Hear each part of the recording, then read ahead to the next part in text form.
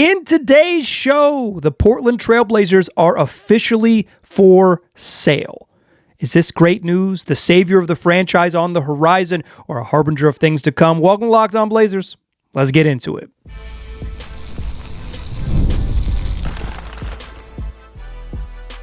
You are Locked On Trailblazers, your daily Portland Trailblazers podcast, part of the Locked On Podcast Network. Your team every day. What's up, world? It's your past first point guard and Trailblazers reporter, Mike Richmond. You're listening to another episode of Locked On Blazers, part of the Locked On Podcast Network, available wherever you get podcasts and also on YouTube. Thanks for making this show your first listen. Coming at you each and every weekday, Monday through Friday. So make it a part of your daily routine, make it your first listen, and tell your friends to do the same. It's Locked On Blazers, your team every day. And we've got big news here in Rip City. You're listening to Wednesday, May 14th program. And on Tuesday, May 13th, the Allen estate officially announced that the Portland Trailblazers are for sale. They are going on the market in a press release that reads the following. The estate of Paul G. Allen today announced it has commenced a formal sales process for the Portland Trailblazers NBA franchise, consistent with Allen's directive to eventually sell his sports holdings and direct all estate proceeds to philanthropy. The estate has selected investment bank Allen & Company and law firm Hogan Lovells to lead the sales process, which is estimated to continue into the 2025-2026 basketball season. The NBA Board of Governors must then ratify a final purchase agreement. This news does not affect the Seattle Seahawks NFL franchise or the estate's 25% interest in the Seattle Sounders MLS, and neither is for sale. So it's just the Trailblazers, it's not the Seahawks, it's not the Sounders, but it is indeed your Portland Trailblazers will be sold by the Allen estate. When Paul Allen passed away in 2018, it was stipulated, as that press release I read you reads, it was stipulated that the teams, including the Trailblazers, be sold. But at the time, it was a known fact that it would take some time to unravel the complicated and quite large Allen estate. And now, 6.5 years later, the Blazers are beginning that process. Back in 2018, it was assumed that it would take, it was, I believe, reported here on the podcast some years later. I didn't take over doing this really until 2019. I wasn't really doing this regularly until 2020. But even then, I had reported on the show, if you're like a really long-time listener, that the idea was it would take about 5 years from Paul Allen's passing. So that would have been 2023. We're beyond that threshold, and we are now into a place where even if the deal is going to happen, it's going to happen sometime into the future.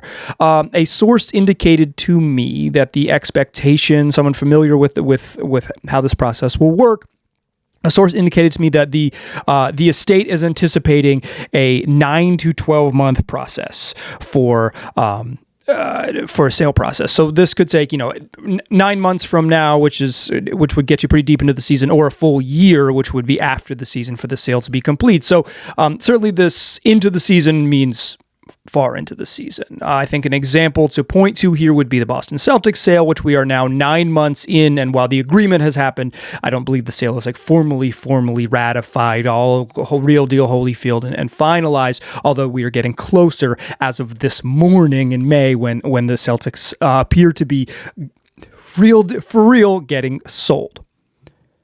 Now, the Blazers sale process, I guess I didn't tell you what we're going to do today. We're going to talk about the Blazers, the sale of the team. Welcome. You're 4 minutes into the program. That's all we're talking about today. From every angle. I got you.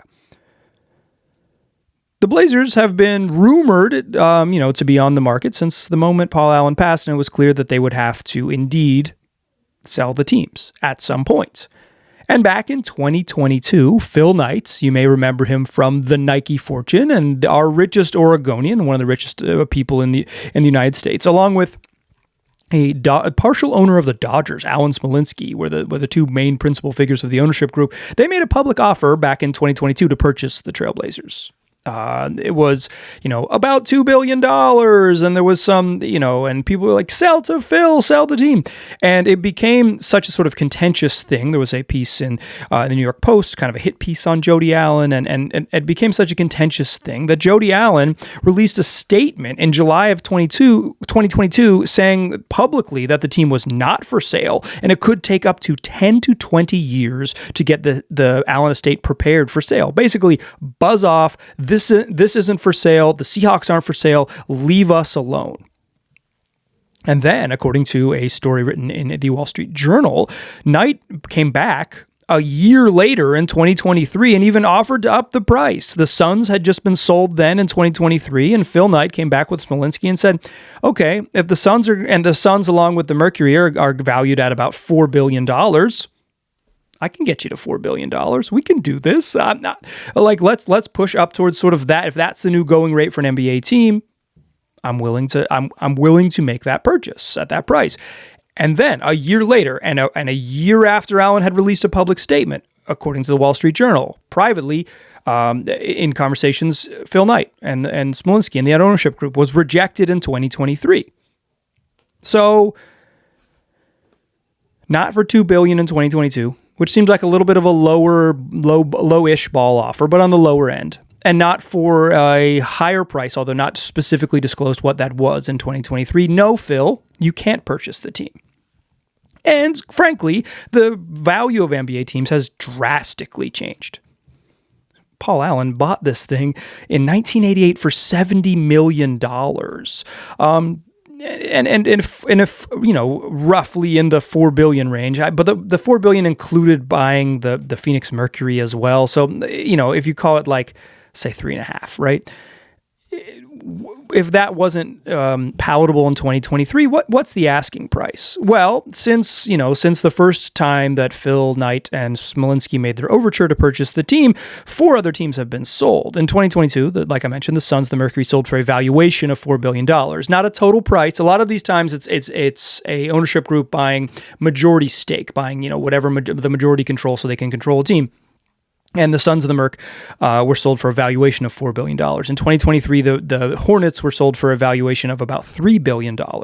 Also that year, the Mavericks were sold for a valuation of about $3.5 billion as Mark Cuban disinvested his leading stakeholding place in the ownership group, and the Mavericks summarily crumbled, only to be rewarded with freaking Cooper Flag. Nothing is fair in this world. And in 2025, the Celtics are pending for a sale price that was once reported to be over $7 billion and is now down to about $6.1 billion as of recording this on May 13th of 2025. It looks like that's going to be the finalized sale price of just north of $6 billion, which would be a record for an NBA team, and pushing up in sort of that NFL money, along with not quite Washington Commanders level money who had recently sold, but right in that range. So what does it cost to purchase the Trailblazers now in 2025? Well, in December of 2024, Sportico released a list of estimated values, and the Blazers in that list, as reported by Sportico, were valued at an estimated $3.6 billion. The range of NBA teams in that list went from Memphis at just over $3 billion, $3.06 billion, all the way up to the Golden State Warriors at triple that price, $9.14 billion. The Blazers are on the lower end. They're in the bottom third of the league in terms of valuation, which you would expect. This is a smaller team, a smaller city in a not particularly large state. There aren't a lot of other sports franchises around to kind of there's not like an arena district and all these things which could like get you into sort of the crazy real estate plays. This is playing in one of the older arenas in America and in the league. This is playing in one of the smaller markets in the league, although certainly not the smallest. I'll remind you, the San Antonio is a much smaller market, despite the league consistently fixing things for the Spurs, according to some of you. But the Blazers being in the bottom third of the league in estimated value gives you a sense of kind of where they will be, and also kind of, if just using your logical brain, although I don't know that I would get to that number, but like in terms of relative price, the number makes sense. So perhaps the Allen estate just didn't want to sell to Phil Knight. In 2022 or in 2023, they said, we don't like this dude. We won't sell him the team. Get out of here. Perhaps he'll come back, circle back, offer $4 billion, get it done, and Uncle Phil will own the Trailblazers and make a deep commitment to keep the team in Oregon, et cetera, et cetera. Or perhaps the Allen estate was waiting for some things to happen.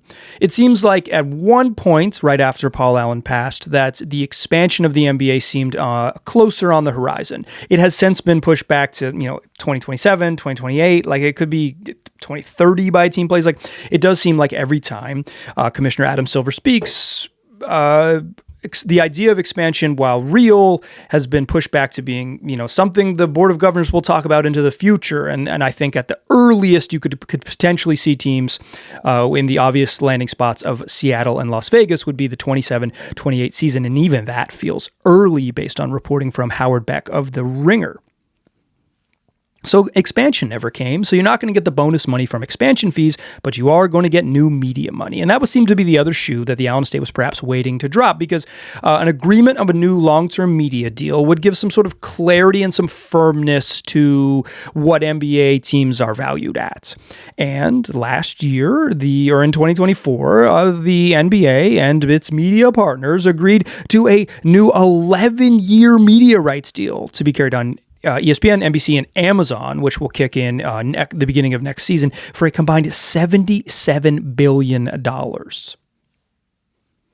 I know there are people out there who think the league is hurting, and certainly the league might be hurting, but when they pay you $77 billion, or to put it another way, $7.7 billion annually to broadcast your games, things are okay, which in part may have pushed the Blazers to be comfortable, or the Allen estate to be comfortable with now selling the team. But all of this comes with the looming, as mentioned, idea that the Blazers play in one of the oldest arenas in the league, and an arena in need of updates, in need of upgrades, structural and otherwise, something the Blazers know they need to do and have entered an agreement with the city in order to pursue. But selling a team when you got to build a new arena, that's a little bit messy, which gets to something I want to talk about in the second segment. The Blazers reached a unique agreement with the city of Portland in order to finance and allow for development at the arena in a way that will be appealing to anyone who might happen to own the team. Join me in that second segment, and we'll talk about the importance of the agreement with the city and the team and why that matters for the sale of the franchise. Join me there, won't ya? First, though, let's talk WayFair. Listen, the days are getting longer, the weather's getting warmer, and people are spending more time outside, which means it's the perfect time to refresh your outdoor space. Whether you're working with a big backyard or a small balcony, WayFair has everything you need to make it feel more like you. WayFair's massive selection of outdoor essentials makes it easy to transform any space into your ideal summer setup.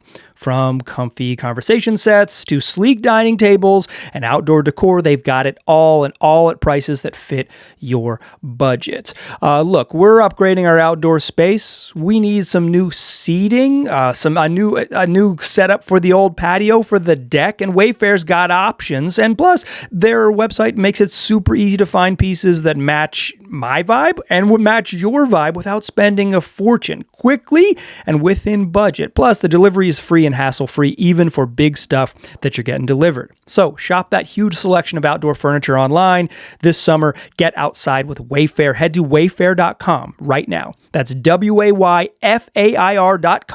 WayFair. Every style, every home. All right. The Moda Center needs upgrades. It is a dated building. It feels nice for a building built in 1995, but indeed, if you spend enough time in the guts or walk around the concourse, you realize, particularly if you've been to any other NBA arenas recently, you realize that it is a place in need of upgrades. And the Blazers know that too. Don't get it twisted. The franchise is completely aware and completely comfortable with fixing up the arena to the extent that they can. So, in part, they've made some political inroads to make this happen. I actually discussed this recently on a podcast with Secretary of State Tobias Reed, and the Secretary stressed the importance of the city and the public, the people, us is the pronoun that the Secretary continuously used, that we, the people of Portland, own the building. I would push back and get back against that a little bit. And certainly I asked the secretary questions as to why private money doesn't just build the building. But when you are selling the team, the fact that there is this public money that could be available to them is important. Let's talk about that. The Blazers had an initial ground lease for 30 years, from 1995. That expired in 2025. It expires actually in October. Technically, it hasn't run out yet, but it will in October. And then the team in August of 2024 agreed to an extension of a lease agreement, a bridge lease agreement that runs through 2030. So basically, in February of 2024, they proposed to the city. The city council accepted it, and then it was officially ratified in August of 2024 ahead of this expiration in October of 2025. It'll kick in October of 2025 and run for 5 years with an additional 5-year option to extend. Boring, right? But important. Maybe not boring to you. In my real life, I work in real estate. Deeply, deeply interesting to me. Part of the agreement to extend this lease, and the Blazers are importantly leasing the dirt. They're leasing the land, the ground lease. They're leasing the ground under the building. So what they were paying for is money to continue to operate on top of what's above ground. And they owned the Moda Center. It was privately owned. But part of this new agreement, they sold the building back to the city for $1. Pretty good deal for a big old building. That is significantly mostly because for costs to the franchise reasons. This is what they have access to by making this building a publicly owned building as opposed to a privately owned building. If it's privately owned, you don't have access to any city funds, right? Or if you're asking for city funds, it's a little bit messy to request as a privately owned, billion-dollar entity to be like, hey, can we have some money to put in nicer seats and expand the concourses at our big building? Get out of here. But as a publicly owned entity, you have access to these basically public venue funding. That money had previously gone to the Memorial Coliseum, this publicly owned building, and also where the soccer teams play, Providence Park, where the footy action takes place. But now the Blazers, because the Moda Center is now a publicly owned building, have access to this. There's a 6% tax on parking at the arena as well as ticket sales, and the city will use this portion, this pool of money, over the next 5 years during the initial part of this bridge agreements from October 25 to October 30, that money will be the pool of money that the city contributes. It's a 50-50 split. So no new taxes, no new, publicly created debt. It's money you're already spending that the city's already taxing, but now the Blazers can reinvest it, or the city can reinvest it in the Moda Center. I don't love public money going into big buildings necessarily because, should the Blazers not play there anymore, it doesn't really do me and you, local citizen, much good to have spent money on renovating the building. But as far as these agreements go, I think this is a pretty reasonable one. It also creates a tax break for the Blazers. They don't have to pay tax on the building because it's publicly owned. That changes things a little bit. But so the Blazers, there's a 50-50 split. Private money from the Portland Trail Blazers and public money from the city. That means if a new owner comes in place, they only got to pay 50%, 50-50 split. If there's overages over the initial estimate, that'll come on the team side. But again, there's public money that will go into providing necessary upgrades at the arena. And that's important should a sale happen, because if you buy this team and then after that, you have to invest a whole bunch of money to upgrade the arena, the team becomes a lot less appealing to purchase, and your other options, which we'll talk about in a moment because those things are looming, become much more real. And this is important. Point number 5 in the lease agreement fact sheet, which is a public document that the city of Portland put out in August 2024 that I will link in the episode description for my real nerds in case you want to read the fact sheet about the Blazers lease with the city.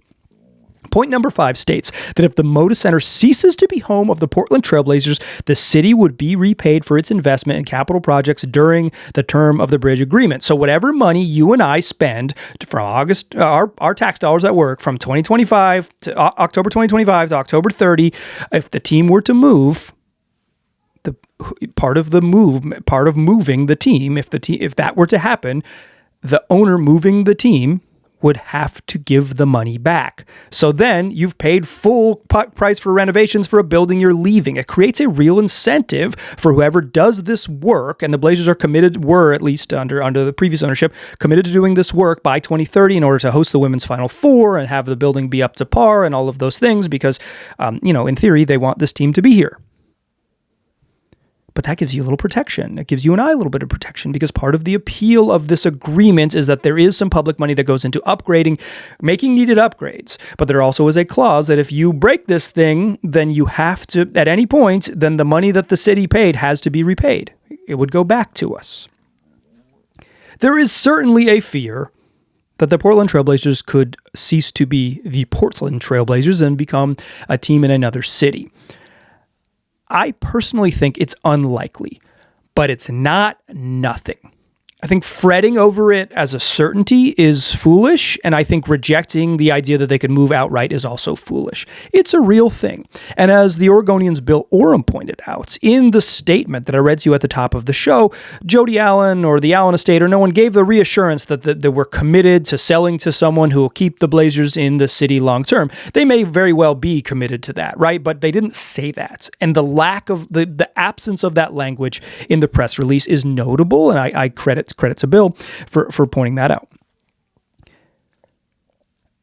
I think the NBA doesn't really want to relocate NBA teams. They don't. They want to expand. They want to eventually expand. But certainly there is a world in which a new owner has wandering eyes. The thing about the current ownership is that they were never going to move the team. I don't think there is a particularly high likelihood that the Blazers would relocate to Seattle. I don't think Seattle wants another stolen team after their team was stolen from them. But there is a world in which another potential landing spot for an NBA team, say Las Vegas, could come into play. That's real. It might be unlikely, but it is not nothing. It is not a completely negligible outcome. And that's part of what I want to talk about to close the show. New ownership seems like a good thing because I think this version of Blazers ownership, this sort of like when are they going to sell, hanging over the franchise, was not good for them. Certainty and stability is valuable. But there's some dangers that come with a new ownership. Let's talk about those dangers a little bit, new owner syndrome, and also what a good owner looks like. Join me in that third segment, won't ya? First, though, let me tell you about CarGurus. Shopping for a car should be exciting, not exhausting. But between the confusing prices and hidden fees, it can feel overwhelming. That's why you're going to love CarGurus. They help you cut through the noise and show you the best deals with full confidence. With over 4 million listings, CarGurus has more new and used cars than any other major online marketplace in the United States. They verify dealers, provide real price analysis, and give you the tools and data you need to make the right choice without second guessing yourself. You need a deal you can trust? CarGurus makes it easy to compare vehicles side by side with their unbiased deal ratings. And one of their best features, price drop alerts, so you know exactly when the perfect car is available for your budget. Plus, the in-depth vehicle details gives you peace of mind before stepping onto any lot. It's no wonder SimilarWeb estimated traffic data shows CarGurus as the #1 most visited car shopping site. Buy or sell your next car today with CarGurus at CarGurus.com. Go to CarGurus.com to make sure your big deal is the best deal. That's CarGurus.com. CarGurus.com. Still a pass for his point guard. I'm still Mike Richmond. You're still listening to Locked On Blazers. So, I've been critical of Blazers ownership in this space. No doubt about it. I wouldn't hide from that. I've been critical of them as recently as when this season ended. But I don't think it's because they're cheap. I think that would be a I think that would be sort of a misnomer or mischaracterization of what their issue is. They spent money to like fast track getting a G League team. They've held a fairly, obviously they haven't been a tax paying team, but who would be with the quality that they've been over the last 4 seasons? But they've been, they've had a relatively expensive payroll roster, considering the quality of the roster. They've shelled out big contracts of over $100 million to Anthony Simons and Jeremy Grant. They've spent money, right? They've spent money. They've agreed to, spend some money to expand the practice facility. They've started to make these, minor and obviously somewhat publicly funded upgrades to the Moda Center. Like, they've spent money. That's not their problem. The problem with me is that they haven't had that clear, decisive action to take the steps necessary to push this team where they need to go.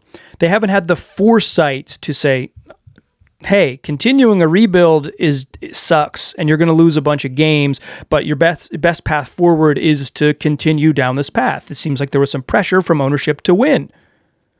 And short-circuiting a rebuild plan because you want to win 36 games doesn't seem like a team, like an ownership group that really has a hold on foresight, has a hold on like the bigger picture. If you don't trust the people that you put in charge to execute the plan, you never believed in the plan in the first place, or you're just not capable of understanding the plan. It's that lack of clarity of action, that lack of definitive action that I think is the actual problem with the Blazers.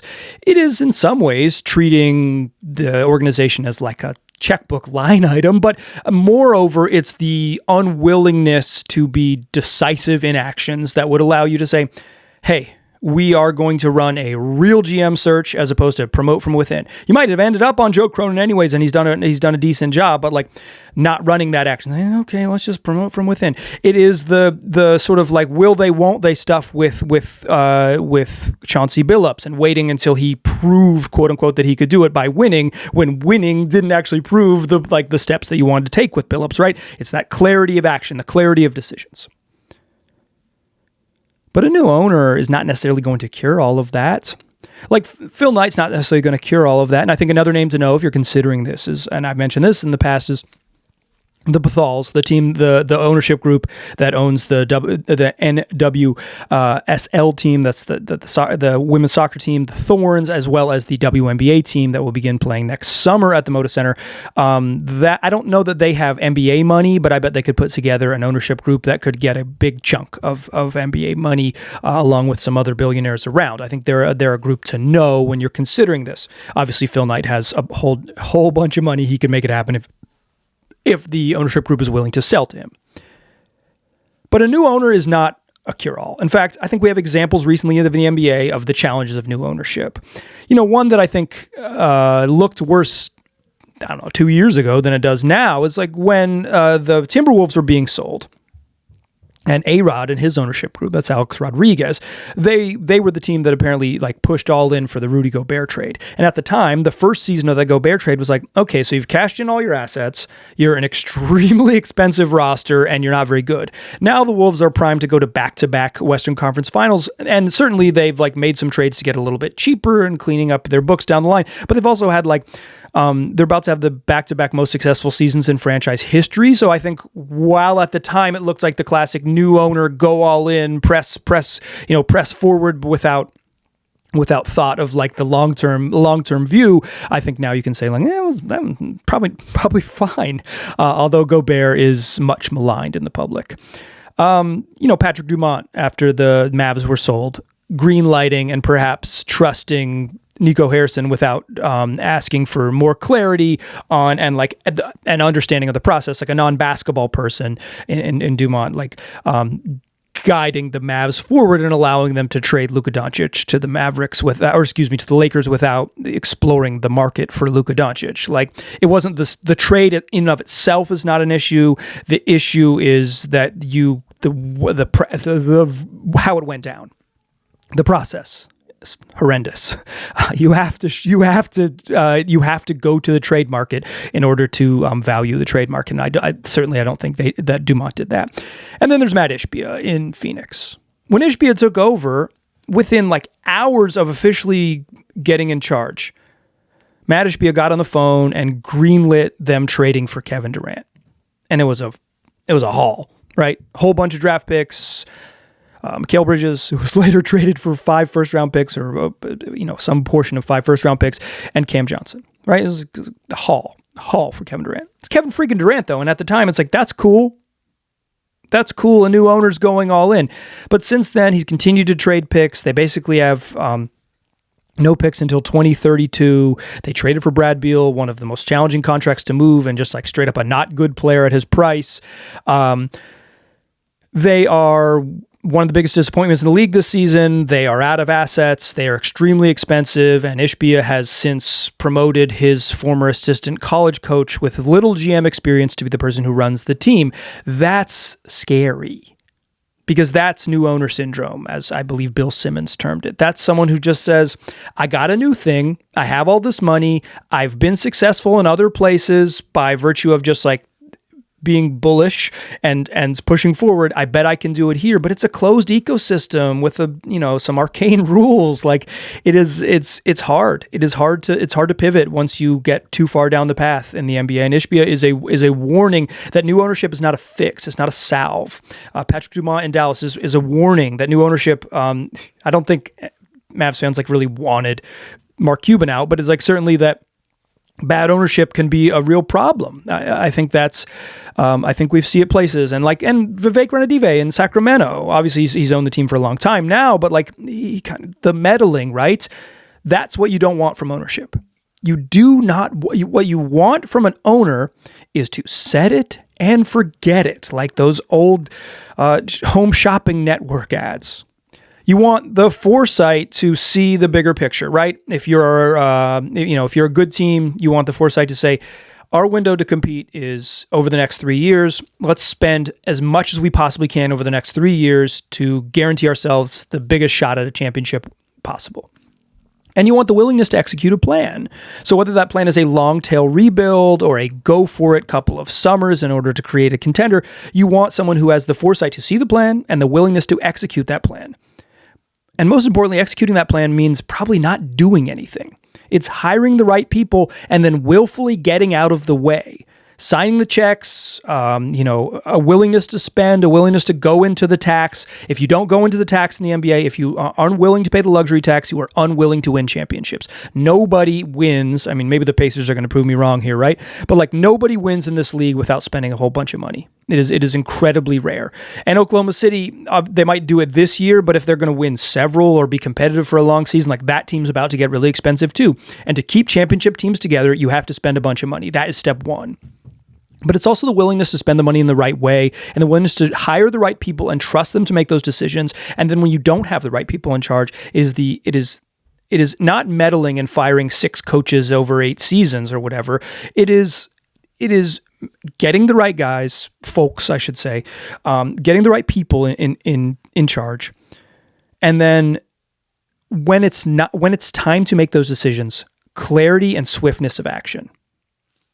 You're getting fired because we want to do something else and we have a vision to execute it. That's what you want in a good owner. You do not want them to be around. You want them to spend the money and get the heck out of the way.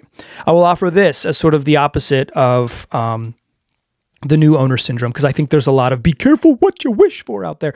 I'll say this. Steve Ballmer fixed the Clippers, a heinous, despicable ownership group, and Ballmer made them relevant for the first time ever, got them out of being the 3rd most important tenants and maybe 4th most important tenants in a building that they shared with their crosstown rivals, built them a new big fancy stadium, and made them put together the most competitive half decade of Clippers basketball that we've seen, period. Maybe even a little longer. The most competitive decade of of Clippers basketball we've ever seen. There is a world in which new ownership is incredibly willing to spend, incredibly aggressive, and then makes the right hires, makes smart decisions like hiring Ty Lue, and then gets the hell out of the way and lets basketball people do basketball things. That's what you want from ownership. That's what you're hoping for on the other side. So the Blazers are for sale. As reported at the top of the show, this process is anticipated to take somewhere between 9 and 12 months. So let's check back in. February of 2025, or maybe again in May. We're talking the end of next season or sometime just after it ends for the Blazers to have a new ownership group. Obviously, we'll track this story as it happens, but it's a pivotal time for the Blazers in so many ways as they embark on the next steps of this rebuild and now are likely to have some other person pushing them forward and all of the challenges that come with it, whether they can continue this agreement with the city. Obviously, you want them to stay here. Certainly, I don't want them to leave and be incredibly sad. But like all of the challenges that come with it. Locked On Blazers, 5 days a week, wherever you get podcasts. Tell your friends about the program. I appreciate you listening. We'll talk draft stuff again tomorrow, but news happens, and so we pivot, baby. I appreciate you listening. I'll talk to you soon.